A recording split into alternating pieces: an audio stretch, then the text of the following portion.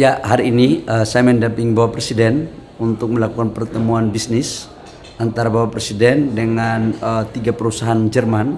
Yang pertama itu adalah BASF, dan yang kedua adalah dengan Eramet dari Prancis, dan yang ketiga adalah yang VW. Tadi dalam pertemuan BASF menyampaikan secara langsung minat investasinya kepada Bapak Presiden Jokowi untuk melakukan investasi di Maluku Utara dalam rangka pembangunan ekosistem baterai mobil yang kurang lebih sekitar investasinya 2,6 miliar US dollar. Ini adalah kerjasama investasi dengan Eramet dari Prancis dalam rangka membangun ekosistem yang memperhatikan lingkungan dan juga akan memakai green energy. Yang kedua adalah mereka akan membangun sampai dengan rencananya sampai dengan prokursor. Proses pembangunannya akan mulai dilakukan di akhir tahun 2023 ini. Yang kedua adalah kerjasama Volkswagen. Volkswagen ini salah satu perusahaan otomotif salah satu terbesar di Eropa. Mereka akan membangun juga ekosistem baterai mobil di Indonesia yang akan bekerja sama dengan beberapa perusahaan nasional dan juga perusahaan asing.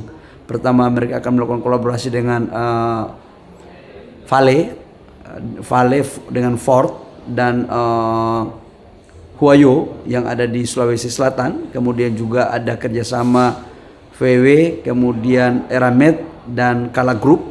Dan yang ketiga adalah VW akan bekerja sama dengan perusahaan nasional Merdeka. Poinnya juga akan sama ekosistem membangun baterai mobil, cuman ada yang langsung melakukan investasi GV dan ada yang menjamin suplai bahan baku.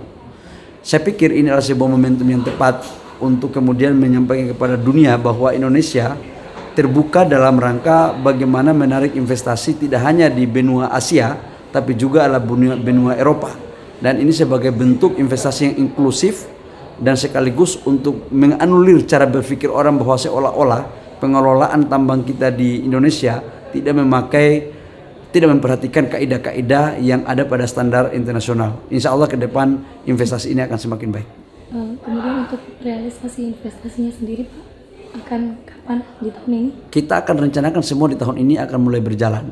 Tadi saya lihat Eropa sangat luar biasa sekali, tapi memang kita harus akui bahwa geng Eropa Amerika dengan sistem aturan mereka yang menghendaki untuk salah satu negara tidak ikut terlibat, saya pikir teman-teman sudah tahu itu sangat kuat sekali. Dan di sini sebenarnya peran Indonesia untuk memainkan sistem ekonomi bebas aktif. Kita berkawan kepada semua negara, tapi kita tidak boleh diatur oleh satu negara.